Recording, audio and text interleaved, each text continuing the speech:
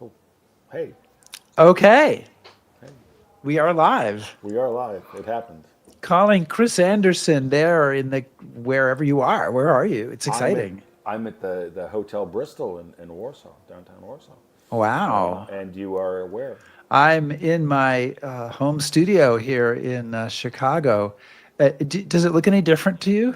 There's like yeah. So the right side of the screen there were fewer "I love me" plaques. Yeah. I know. So I'll show you here. I'll take this off, and Okay. my Oh, bookshelves are gone because and you're all the going digital. the workmen are coming in tomorrow to put in the built-in So you bookshelves. finally are going to get some. Yes, So you cheap yes, bastard, you're finally spending the money on bookshelves. I am. And I got a set here and a set in the bedroom. Pretty IKEA, excited. IKEA is never going to recover. Well, we'll see. We'll see how these work out. Hey, welcome everybody to History Happy Hour. Thanks to Stephen Ambrose Historical Tours for helping bring you this show. Check out their rich offering of history tours at stephenambrosetours.com. And Chris, whether you're watching live, watching on replay, or listening on the HHH Archives. podcast, Ooh, we're glad you're here. Today we'll be talking about the end of the war in the Pacific in 1945. And Chris, I should ask all our people who are watching to let us know what yes, they're drinking, right? absolutely. And we want to thank everybody who supports us on Patreon, especially our top shelf patrons. And you can support us on Patreon by clicking patreon.com/history happy hour. And Chris, I want to draw your attention to a Okay. new name on this list. It's in the second column, 4 names down. Can Eric you? Flint. Eric Flint. And now He's back. I want to say Eric Flint signed on as a top shelf patron 75 minutes ago. Oh, And just our to be on here? and our financial team and our graphics team were so efficient that they Yeah. managed to get him on here. And here's the thing, and I don't know, Eric, if you're watching, you can tell us where you are. But Eric's someplace in Europe also. He's leading a tour. We're He all over the flew place. over there 2 or 3 days ago. So I don't know if he's in London, Paris, Normandy, or what. But Or what? Eric, if you're there, let us know where you are. And thank you so much for your joining as a top shelf patron. We Absolutely. appreciate it. Well, welcome back, because I think he was one before. And did you get a hat, Eric? Because if you don't have a hat, reach out to me. I'll get you a hat. I guess you know some guy. You know the guy. Yeah. So, all right, Chris, our guest is standing by patiently, wondering whether we're ever going to get to him. So, Yes. first of all, before we do, is there anybody out there Well, there in are. viewer land? Yep, Xavier is joining us, so we're an Oh, international. great to see And Xavier again. Homer's back on us, with us from Fairfax. Hey, Homer. Yeah, and Lizzie Borden from London, and also closer to home. I want you to say History Happy Hour History. First time we have a live studio audience. Look at that. Woo woo. Let's hear it from them. Yeah, let's hear it from them. All right. Hey, oh, we have a sign that says, "Hey Rick, no ghosts here." Oh, whoa, whoa, There's- whoa, whoa. So you have to whoa, drink. whoa. You have to drink. Everybody has to drink. All right. There we go. Crazy. Chris, give us a cue and let's get this ungainly ship onto the ocean. Oh, all right.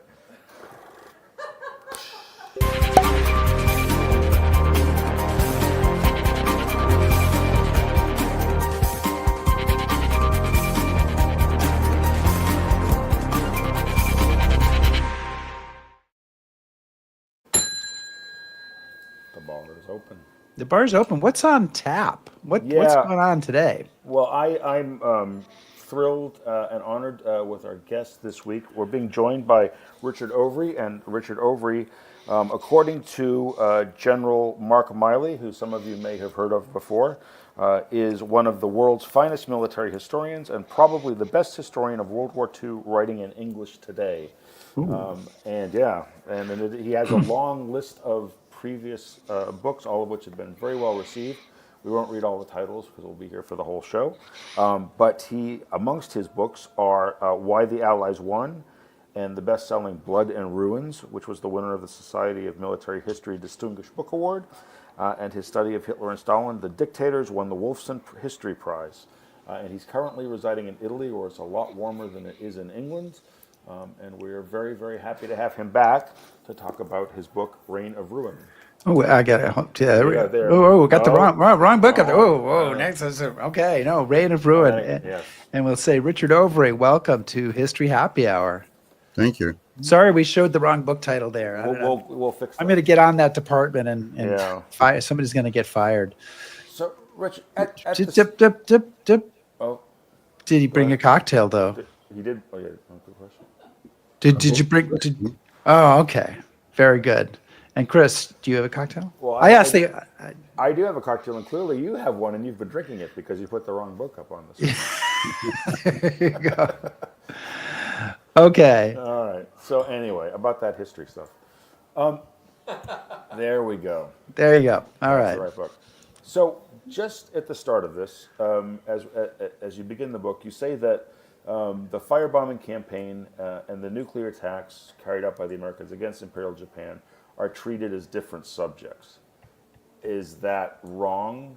Are they not separate subjects, or why do you think there's that disconnect between the two? Well, I mean, the disconnect is really that people focus a great deal on the two atomic attacks. It's seen as the opening of the nuclear age, and so it's seen to be, in some sense, qualitatively different.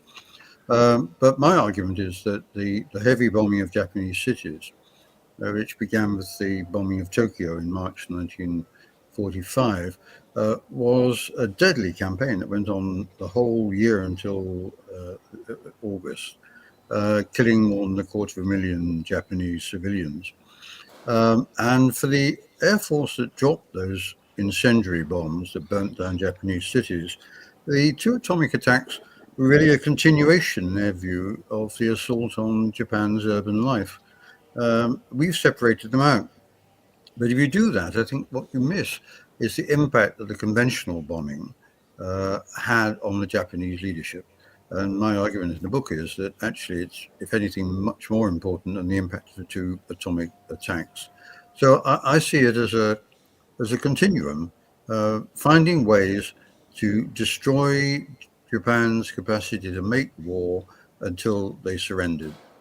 And LeMay, who led that campaign, the firebombing campaign, hoped that it would lead to Japan's surrender. You know, he had the same ambition that the people who dropped the two atomic bombs had.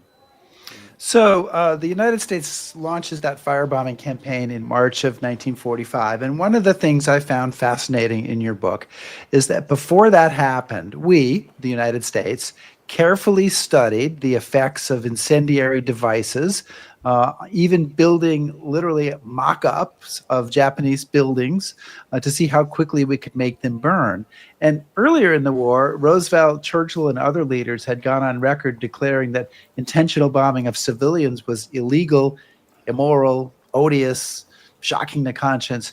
Obviously, things changed, right? Points of view changed. So why did that happen? Why did we end up in this place where we were launching this essentially area bombing of Japan? Well, I mean, in some ways, that's the most important question, I think. And the Americans in Europe had focused a great deal on their idea of precision bombing, picking a particular strategic target and attacking it systematically. And they did that much more effectively than the British did in Europe.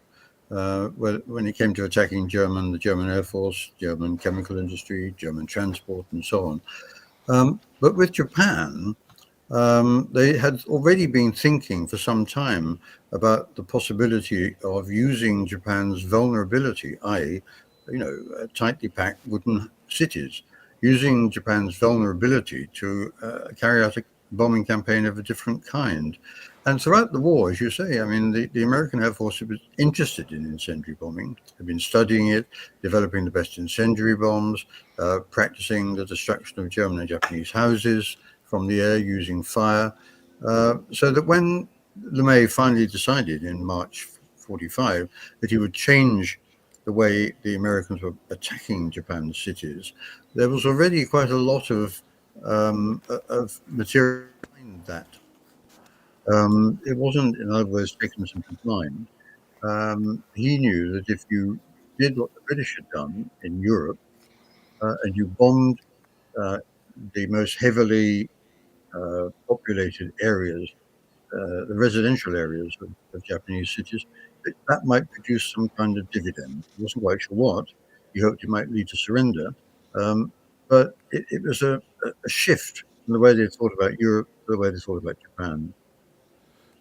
And so also, Richard, you point out that strategic bombing is central. You say a central element in the Western strategic armory.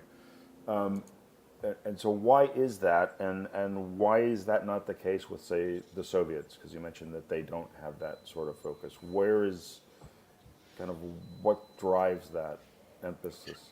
Well, I think what drives it is that in both the British and the American case, they had thought about bombing at the end of the First World War. The British had begun a campaign, in fact, against German cities, and it was a form for them of economic warfare. If you wanted to degrade the war economy of your enemy, one of the ways of doing it effectively was from the air. And for the Americans and the British, that meant not having lots of bodies on, not lots of men on the ground, trench warfare, all the horrible things of the First World War. It was supposed to be a more efficient way of waging war. And I think for both the American forces and for the British armed forces, that was their priority. How can we get at the enemy, undermine the enemy, without having to create mass armies and recreate the First World War? Richard, you touched on this a little bit, but the U.S. seems to treat Japan very differently than it does Germany and Italy in terms of how we attack them from the air. And I'm wondering, do you attribute this to, is it a racist or a cultural point of view, or is it simply the fact that now it's 1945, Germany is surrendering, we just really want to get this war over, and we don't care what we do to make it happen? Well, it's all of those actually. I think I think racism is important. There's no doubt that the American leadership viewed the Japanese differently from the way they viewed the Germans, as did ordinary Americans and American soldiers. They viewed the Japanese differently. Uh, there was a general sense that the Japanese were in some sense primitive or even barbarous, and the behavior of Japanese soldiers in the field persuaded the American army that that it didn't matter what you did. You didn't have to worry about the morality of what you were doing. You were trying to defeat a ferocious enemy. But the other thing, of course, is that they wanted to get the war over as quickly as possible following the defeat of Germany. And that's what the bombing of Japan was supposed to contribute to, as indeed was the atomic bombing of Japan. But there's no doubt, I think, that in the American public, too, had a much more, not sympathetic isn't quite the right word, but they viewed Germans in a sense as equals, but they didn't view the Japanese like that. It worried the American public hardly at all. When the bombing of Dresden was reported in the United States, and there was a mistaken announcement from Eisenhower's headquarters that they were bombing refugees, there was something of an outcry in America. Americans were now bombing civilians deliberately. But when news of the bombing of Tokyo, the death of 83,000 people, arrived in the United States, there was almost no protest at all. In fact, the opposite. It was seen as a major victory, the start of a program that might deliver, surrender. So another thing that I'd like to get your thoughts on is the plane that's at the center of all this. I think usually when you read about the war, obviously about B-29. You've heard about Boxcar and Enola Gay. They fly over Japan. They drop 2 atomic bombs, and that's sort of it.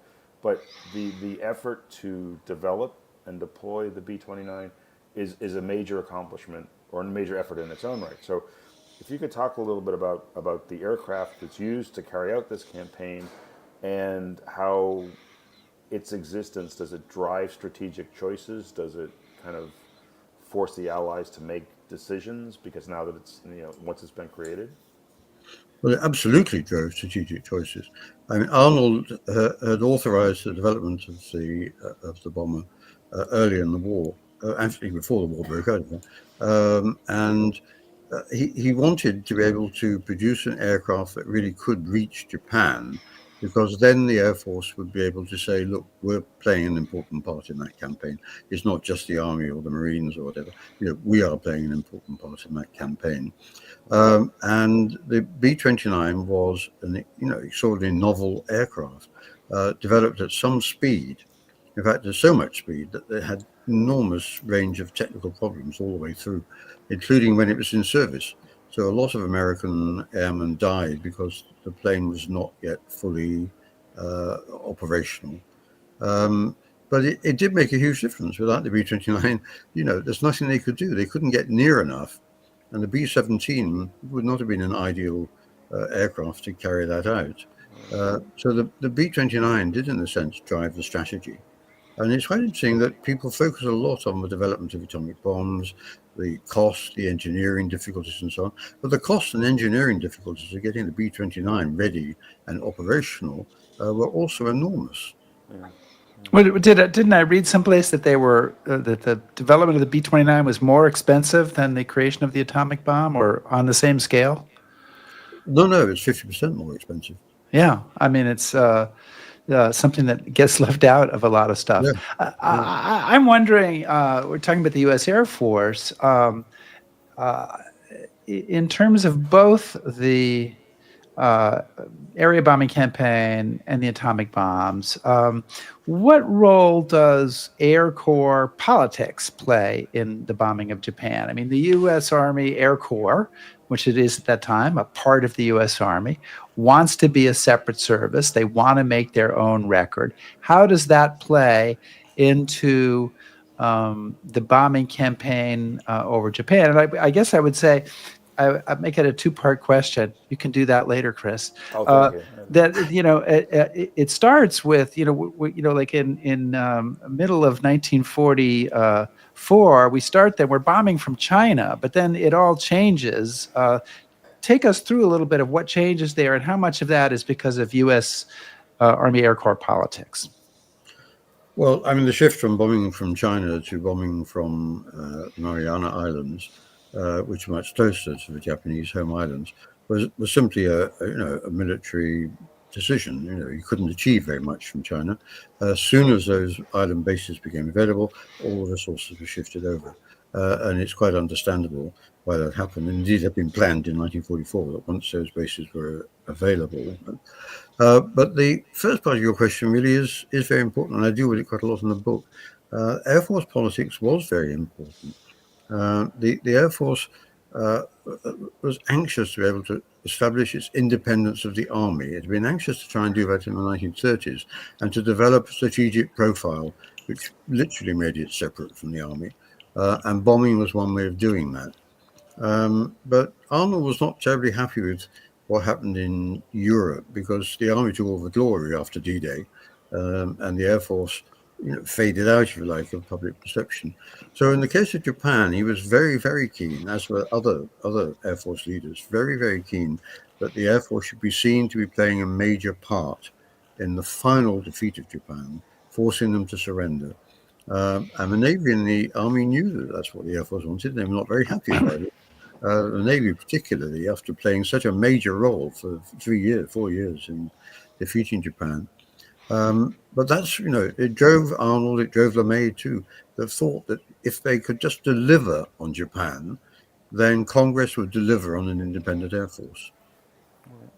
So, I want to turn to Operation Meeting House and the firebombing campaign soon, because that's obviously an important part of the book and an area that you feel is neglected. But at the very beginning of the book, you have General Marshall at a press conference saying, if war with the Japanese does come, we'll fight mercilessly. Flying fortresses will be dispatched immediately to set the paper cities of Japan on fire.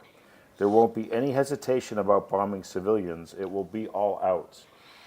This is in November of 1941, so we're not even at war yet. Is he being prescient, or is he sort of just talking nonsense? Do you think there's a conception of where this is going to go, or is he just kind of being flipped? Well, I don't think he would have understood very much about where it was going to go. And later on, he was actually rather critical of the bombing in 1945. I think that he was saying this in order to frighten the Japanese, in the hope that somebody was listening to him, and it was a press conference, somebody was listening to him might, slip it to the Japanese. This is the kind of threat they're facing. I think, in fact, that happened. But he's being bullish to get the Japanese worried. I mean, he knows perfectly well there's no way of bombing Japan in 1942. Right.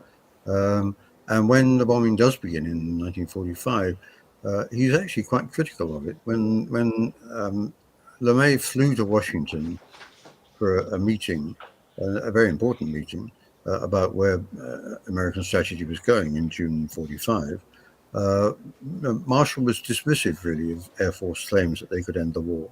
He said, look what you've done to Tokyo, and it's made no difference. We're going to have to invade. In other words, it's going to have to be an army and marine operation, and not principally an air operation. So, but now this is my second part. Yep, see, so given that answer, where kind of what is the genesis of Operation Meeting House and the firebombing campaign? Where does that come from? Because it seems to be something of a departure from what strategic bombing forces had done before that in American forces, I should say. Yeah, no, it was. Yeah, no, I mean, it comes from. I've already, I think, said that there's a good deal of experiment and thinking about how to firebomb a city. Manuals on tactics and so on already been produced, etc., etc. And in Washington, the top command of the Air Force, uh, conscious that the Air Force has got to demonstrate something, uh, has begun to put pressure on LeMay's predecessor, Harry Hansel, and then on LeMay himself to think about bombing with incendiary attacks rather than high-level attacks which don't achieve much. And LeMay took that message. And he also knew about what had happened in Europe. I mean, he's not, in this sense, he's not a virgin commander. Um, and he realized that they wanted results. People in Washington wanted results, and so he thought, well, we're not getting very far that way. Let's do what the Brits did. We pack our planes with incendiaries. We send them in one at a time, dropping their load on an area that's already been marked by Pathfinder planes, and we concentrate that fire attack so that it produces a firestorm, as indeed it did. Um, so that's really where it comes from. And when LeMay reported 2 days later about what the results seemed to be in Tokyo, the Air Force High Command was delighted. Arnold sent congratulations, et cetera, et cetera, et cetera. And as I said before, the curious thing is the American public didn't seem to mind the firebombing there, but they would certainly, I think, have minded if the American commanders had reported to the press that we have firebombed a German city.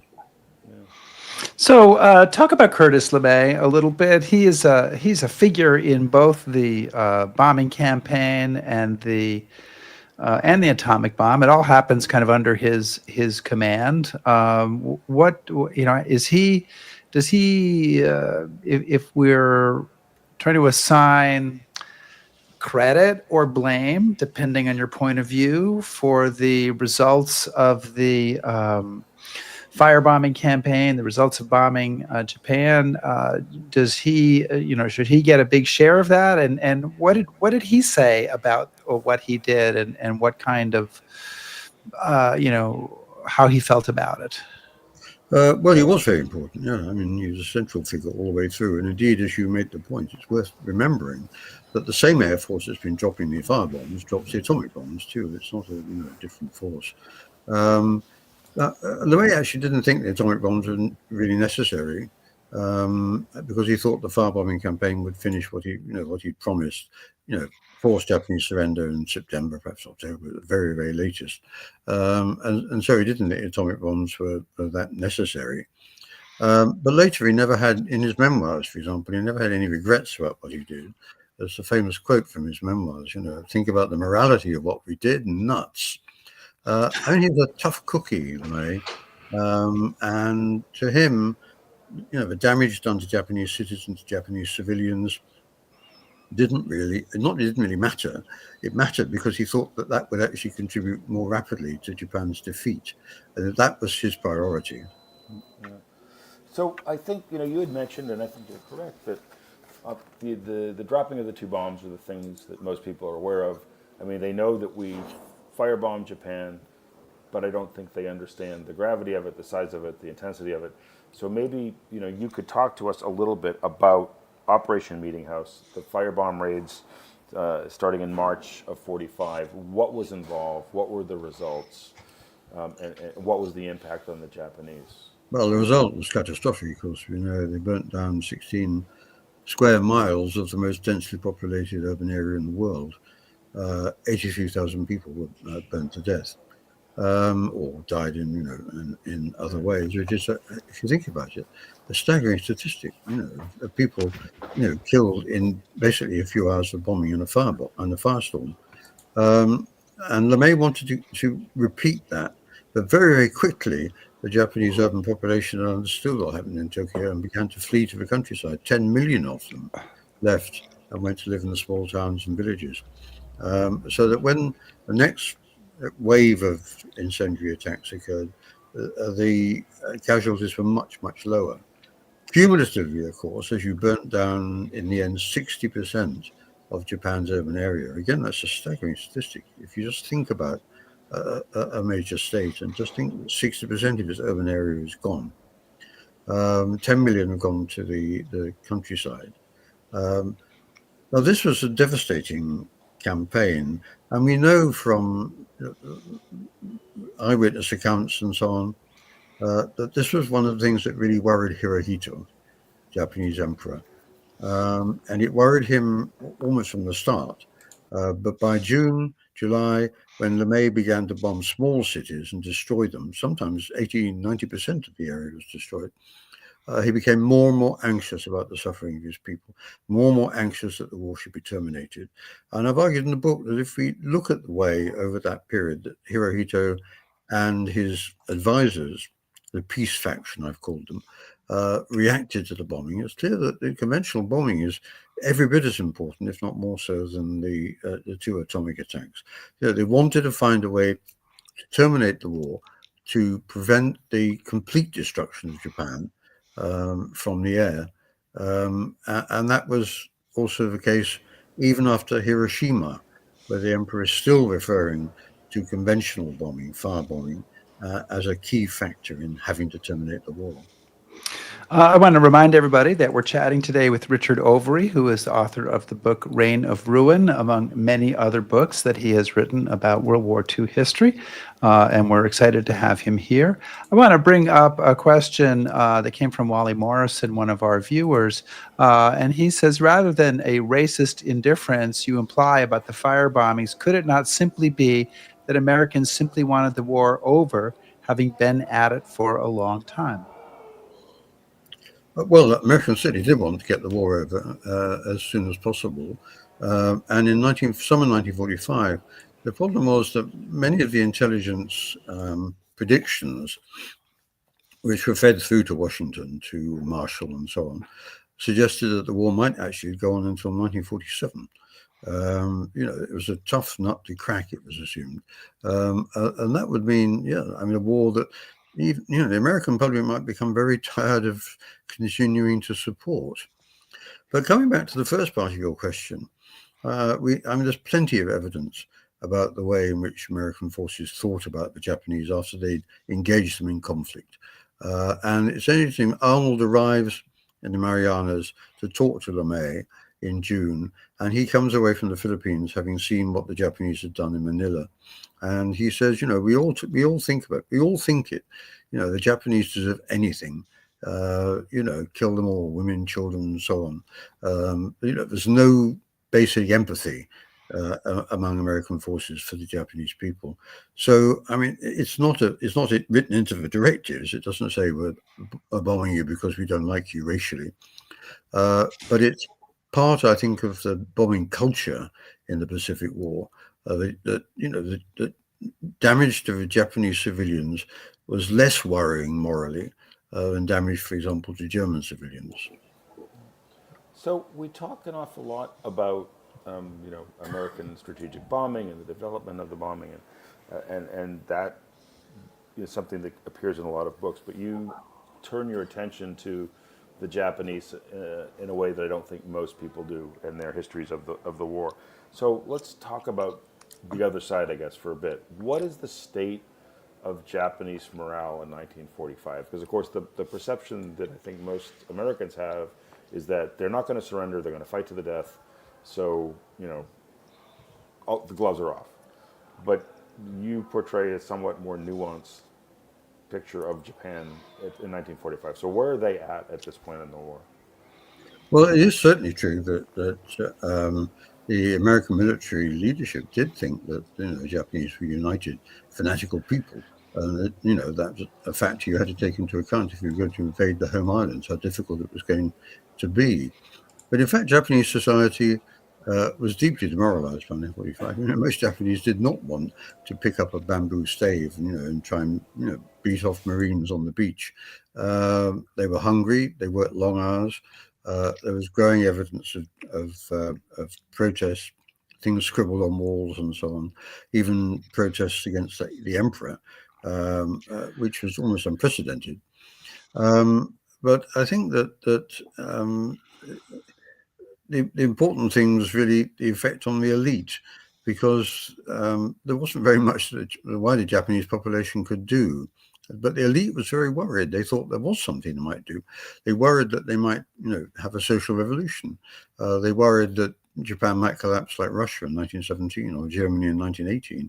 They had plenty of history to look back at. And they worried a lot about the prospect of communism in Japan working its way into the factories and so on. In fact, communism was almost entirely destroyed by the secret police in the 1930s, so there's little prospect of that. But I think the important thing is that for the Japanese leadership, once it became clear that Japan was A, not going to win the war, quite clearly not going to win the war, and B, that the Japanese people were not going to put up with this for very much longer, that's what turned their attention to thinking about terminating the war. I use that term because surrender could not be used. The word couldn't be used in front of the emperor.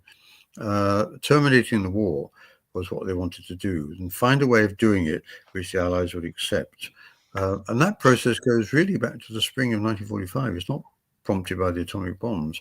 But because Japanese politics is so divided, there are divisions within the military, divisions between the army and the navy, divisions within the civilian cabinet. They argue all the time about what's the best thing to do, how should our strategy develop. So rather than being a united, fanatical people, they're actually a rather confused and divided people. And the Americans, I think, never really realized that all the way through to the dropping of the bombs. Well, you make the point that the Japanese never had to surrender in like the last 1,000 years. So this was an idea that was foreign to their culture. In 1945, they still hold masses of Chinese territory, other territory in South Asia. They still have millions of soldiers under arms. They can certainly continue to fight if they wish to. But what I found fascinating, and you did just touch on this, but maybe you can go into it a little bit more detail, is that they've been looking for a way to negotiate an end, a termination to this war for months. And I think at one point you suggested that maybe as much as a year before the dropping of the bombs that the Japanese were sort of looking for a way out. So what are they doing, right? So there's some people are thinking we should find a way. What are they doing to try to make that happen? And why does it go nowhere? Is it because of them? Is it because of us? Is it just the way it is? What's the story? Well, one of the problems, of course, was unconditional surrender, because that was something the Japanese couldn't really accept, because they worried that that would mean the end of Japan, the destruction of the imperial system, the destruction of the nation. It didn't. For them, they were uncertain really what the Americans meant when they talked about unconditional surrender. But the real problem was that the Japanese politics moved very slowly. The emperor couldn't take a real decision. He had to listen to the cabinet. He could talk to them, ask them to do something, but he couldn't take a decision. And the cabinet was stalemated because some of the military wanted to fight that final battle, the apocalyptic battle, go down in national suicide, which was really nonsense. While the peace faction, some military, but otherwise civilians, they wanted to find a way to terminate the war. There was at first a sense that if they could just win one victory, they could then talk to the Americans rather than abjectly surrender, they could say, well, we won that, but let's see what ground we have for an agreement. But Hirohito gave that up by the time of the fall of Okinawa in June. And he said to the army, to me about this, but the real problem is, you can't win anything. And you're not going to win the battle for Japan. When the Americans invade, they'll invade. And so they tried to find another way out, a complicated way out. Let's try the Soviet Union. Let's ask the Soviet Union and see whether they will intercede on our behalf to, broker some sort of agreement with the Allies. But by that stage, agreement for Hirohito really was accepting the Allied ultimatum published in the Potsdam Declaration in late July, which really was unconditional surrender, but they wanted to call it something different. So it's a slow process, and they're thinking all the time, how can we do it? How can we approach it? What the Americans thinking? And you have to remember, of course, the Japanese had no intelligence at all on what was going on in Washington. Just as Washington had very little intelligence about what was happening at the center of politics in Tokyo. And so the Japanese just felt incoherently for 2 or 3 months before the atomic bombing, were trying to find a way in which they could terminate the war in ways in which they could guarantee the survival of the imperial system, but at the same time have to accept in the end much of what the Allies are demanding. So, you've talked about this peace faction in Japan and Japan's war weariness. But one of the things that strikes me, and I'm wondering if you found any evidence of this, there has to be people in the Japanese high command, Japanese leadership that are somewhat aware of how they've behaved earlier in the war. Against the Chinese, against American forces in the Philippines, against Filipinos. The list goes on and on. As they're trying to say, well, we have to come up with a way of ending this, do they acknowledge any guilt in this? Do they see that this behavior might make negotiation difficult? Because I don't see any sense that they're aware, that anybody in Japan is aware that, kind of what's happened. Well, I mean, the media are completely controlled.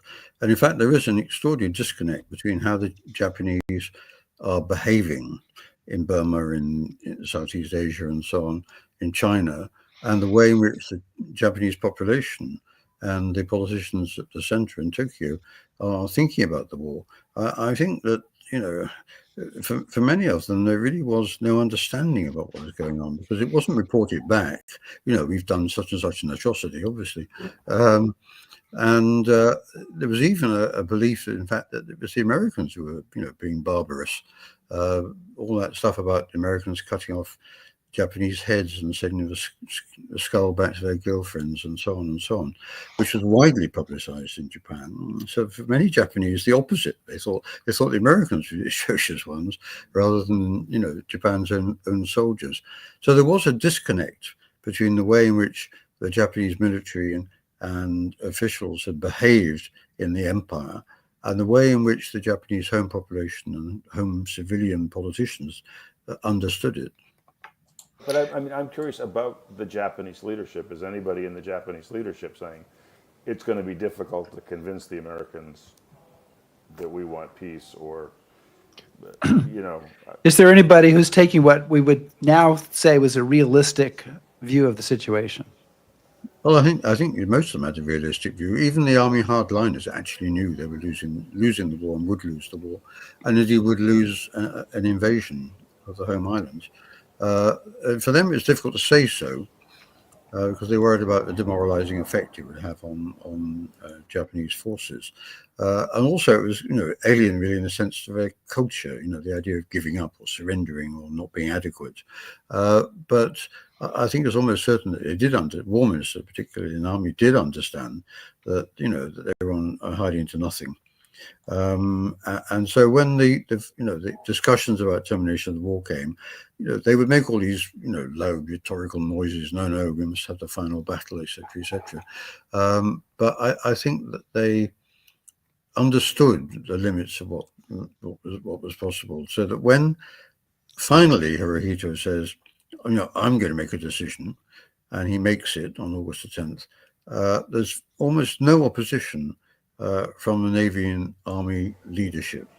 There's some opposition, but the War Minister and the Navy Minister are united, and we have to accept what the Emperor says. And I think that partly they understood that there was no way in which Japan could win this war. Well, it's right. This is the age-old story. Leonard Cohen wrote about it in his song "Everybody Knows." Everybody knows what's going on, but in this case, everybody wants somebody else to do something, right? So Yes, they don't want to be the one to say we should surrender. I'll yeah, take it over to you. I'll take it over to you. yes, Um, um, it goes on today. A lot has been made in the telling of this story about the Japanese response to the Potsdam Declaration, which comes in late July. What is it, July 30th, July 31st? Reaffirming that the Allies were calling for an unconditional surrender. And this is a week or so before the atomic bomb is dropped on Hiroshima. And the Japanese response to this uses the word mokusatsu, to kill with silence, which can be translated in different ways, some harsher, some more mild. And there are some commentators after the war who suggested that the U.S. missed the correct meaning. And if we hadn't, maybe there could have been a road to peace that didn't involve the atomic bombs. And I myself have written about this, so I'm very curious about your point of view. Is there anything to this, or is this basically just making a lot of hooey out of nothing after the war is over? yeah. I mean, I think the Japanese government and Prime Minister didn't really think it was worth replying because they'd already got all these details before, so they knew what the Allied position was. I mean, the thing the Allies, I think, didn't understand was that they didn't make this as a formal requirement sent to the Foreign Ministry of Japan in Tokyo, so that the Japanese Foreign Ministry could, react to it. It was simply broadcast to them, and I think that the Americans misunderstood the extent to which the Japanese, if they were going to be presented with the ultimatum, needed to be presented with it in a more formal way rather than just hearing it on the radio. And so yes, they knew this story and they knew what the Allies wanted, and so they couldn't see any need for them to say, "Oh yes, thank you, we knew that, but we haven't made up our mind yet." So yes, I mean, an understandable silence, I think, but I think the American reaction is bizarre because I don't quite see how Truman and his advisors expected, once they'd heard this broadcast ultimatum, expected the Japanese to put their hands up and say, "Oh yes, okay, we agree." No, it's bound to be a much more complicated process than that, as it turned out to be. But what it did do, of course, as you suggested, is apparently trigger the decision to drop the bombs. But in fact, the decision to drop the bombs, the order to Karl Spaatz, head of strategic air forces in the Pacific, had already been issued 3 days before. So, obviously the focus is on the bombing campaign of Japan, but another key element of this story that you bring in, that again most Americans I don't think are completely aware of, is the threat of the Russian invasion and Russian participation in the war. So perhaps you could touch a little bit on that. What was coming down the pike on that part of the front, and Japan's reaction to it. Yeah, I mean, this is perhaps the central debate or argument, I think, about the Japanese surrender. Was it the Russian invasion or was it the atomic bombs? I mean, that presents, I think, too stark a contrast. In my book, I make the point that really, the Hirohito's final decision is to do with, the fact he doesn't think that they have any chance of defeating an invasion. That the civilian bombing has gone on too long and the suffering is too great. There's a fear of social unrest. There are a lot of things that Hirohito is juggling with in arriving at the view that he has to accept the ultimatum. And then on the morning of the 9th of August, 3 days after Hiroshima, arrives the news that the Russians are at war with them. Not only at war with them, but I mean, they're carving a front out in Manchuria like a knife through butter. And this really does focus the mind of the Japanese leadership. They, of course, are terrified of communism, and they're terrified of the idea that somehow or other the Russians will get there before the Americans, which suddenly begins to look feasible. And they're very worried that the Russians will have communist agents and so on inside Japan, and they'll link up.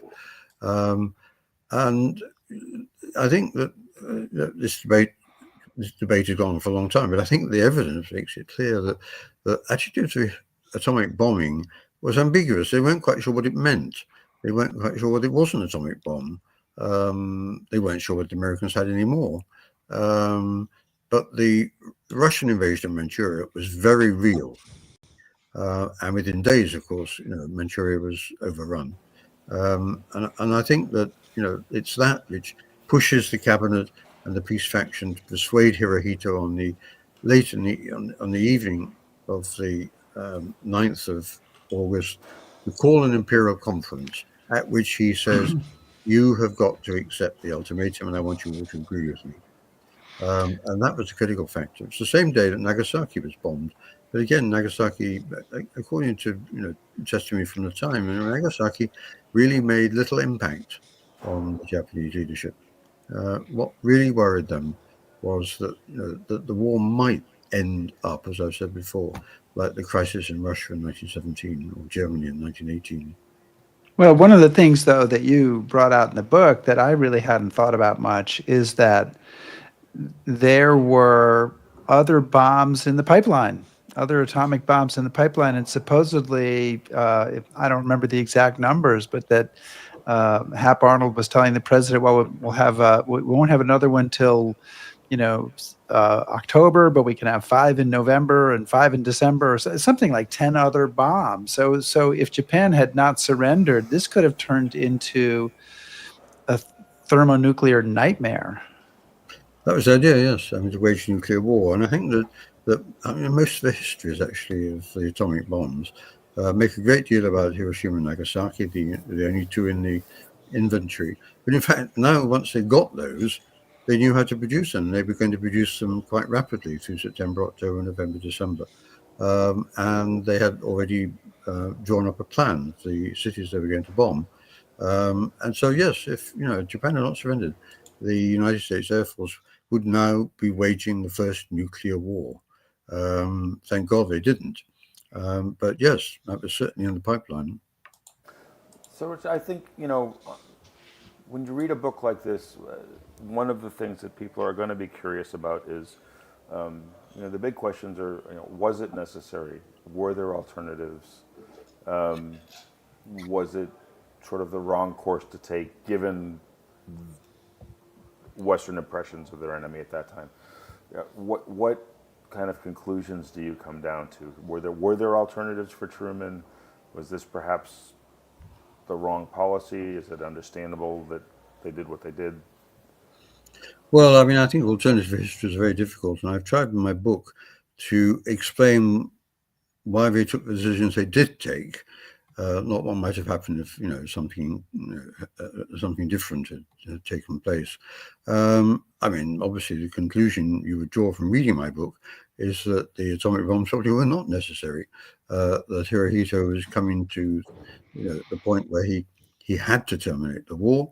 That the conventional bombing was not going to stop, and it didn't stop. It went on all the way through August the 6th to 9th and beyond. That the Japanese population would not put up with this very much longer, and all the evidence suggested that Japan could not really resist an American invasion. So better just to terminate the war before that happened, and the cost of Japanese people of having to fight that kind of war. All those things I think are important. I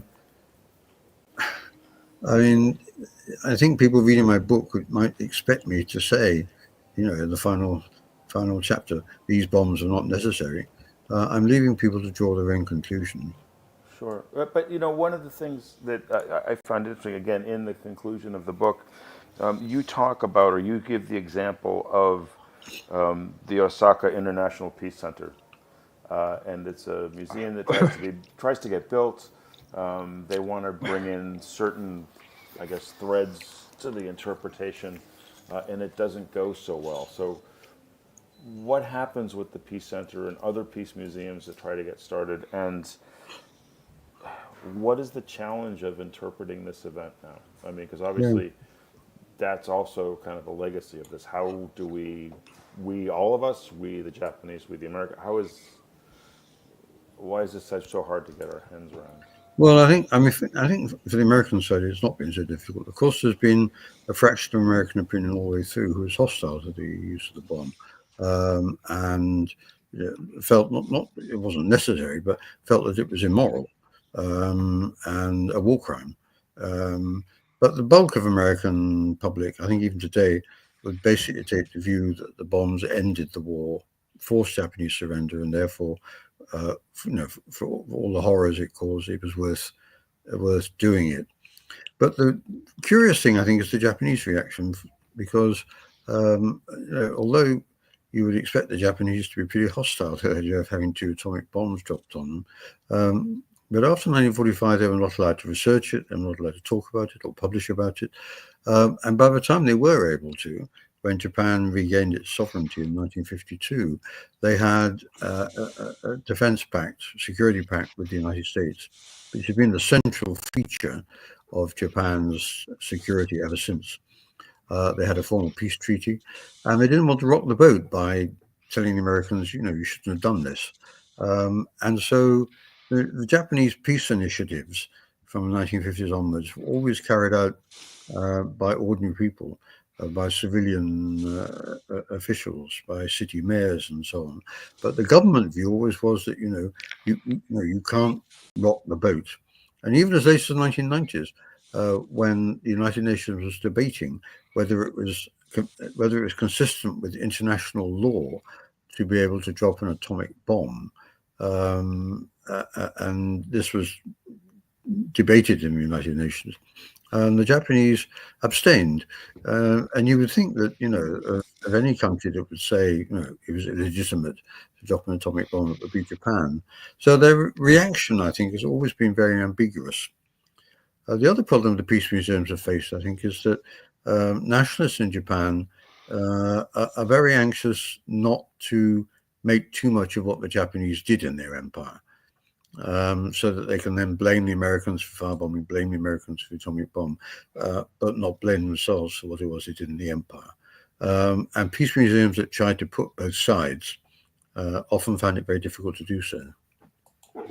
So we have a question from one of our viewers, Katiki Miller, who says, are there lessons learned from this war for us and the Japanese military that we can use now with respect to the Chinese military saber rattling of late? So you said that there was no question we couldn't ask you, so we're putting this one on to you to see what you have to say.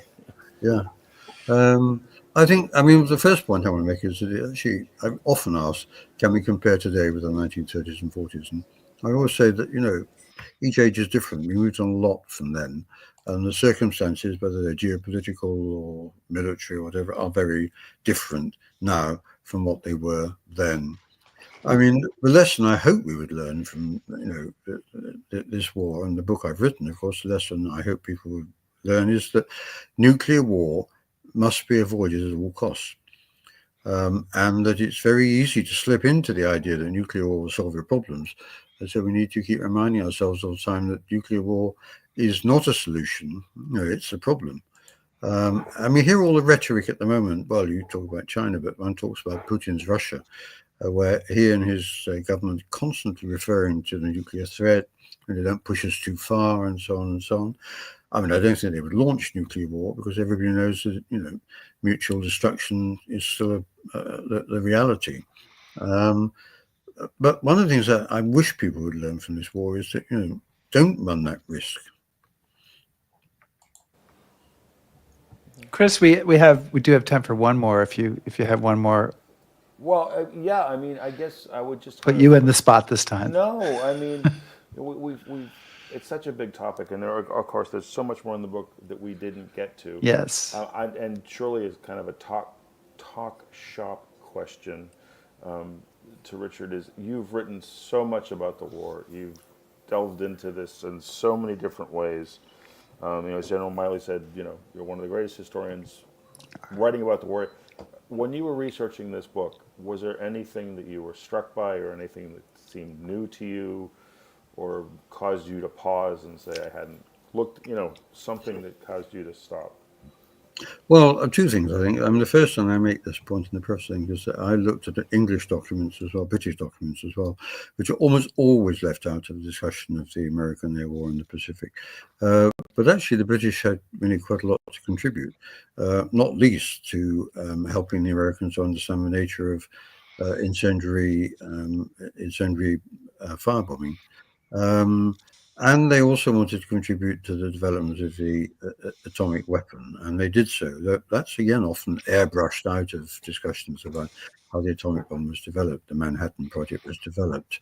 The British wanted to take part in the final bombing of Japan, made great efforts to try and get Lancaster bombers there, or the Lancaster successor, a Lincoln bomber there, so they could help to firebomb Japanese cities as well. And I think that it's not that I want to blame Britain, but I mean I think Britain needs to be put back into the picture, because Britain was keen on bombing and firebombing in Europe, and they wanted to take part in what was going on in Japan. But the second thing I think that really surprised me, I think, and which perhaps I haven't emphasized enough in the book, is the responsibility scientists have in developing the worst weapons. And what's clear from the Oppenheimer story and the story of Los Alamos, the area where the bomb was developed and engineered, is that the scientists played a major part in pushing that through, working as hard as they could, desperately get a bomb that could be used while the war was on. And then in the end, Oppenheimer's science committee desperate to drop a bomb on the center of a Japanese city. And I think that did surprise me more. I've seen it much more in the past as a military decision, but in fact, the scientists played a very important part, and they continue to play an important part. They're developing thermonuclear bombs of extraordinary capacity, and you do wonder, how is it that scientists can work on that kind of project and then go home at night and sleep with a clear conscience? Ooh, I haven't done that in a long time. Richard Overy, thank you so much for joining us today on History Happy Hour to talk about your terrific new book, Reign of Ruin, Tokyo, Hiroshima, and the Surrender of Japan. It covers the bombing campaign. It covers the atomic bombs. It covers in detail the response of the Japanese government, the aftermath. It's a short book, but it's an excellent book, and we appreciate your joining us to talk about it. It's really Thank you very much. Thank you very much. Thank you so much for being here. Chris, yes, I know it's late, and I want to know, is your audience still there? And can we get a visual and tilt down a little bit, because mostly we saw the ceiling before. There we go, live action cam. We can fly. That's part of it. It's a sold out house here. Look at this over here. Okay. Woo! All right, wow. First ever live audience. And yeah, your sound is going. Is your sound still there? Okay. Is it better? Yeah, no, that's fine. So you'll have to let me know afterwards what their reaction was. And I mean, it's positive so far, but I want to get one and done. But I want to get the inside story. Okay. Yeah, so next week we have on the person whose book I showed before, Timothy Ryback, another very distinguished historian who's written a book called Takeover, Hitler's Final Rise to Power, focusing on the 6 months before Hitler takes power in Nazi Germany. And I will be reading that as I fly to Paris to start a campaign on the last 6 months of World War II, Operation Market Garden, and the Battle of the Bulge, the crossing of the Rhine, etc. Well, I'll be in Berlin where the handover happened and that picture was taken. Okay, so we have we'll be close to the topic, and we'll be talking about it, and we'll be having Wi-Fi problems, and it's going to be awesome. Want to say, everybody, thank you so much for joining us. Please subscribe to us on YouTube, follow us on Facebook, shout at us on Blue Sky, listen to our podcast. Please back us on Patreon like Eric Flint, and browse historyhappyhour.com. Thanks, everybody. Stay safe.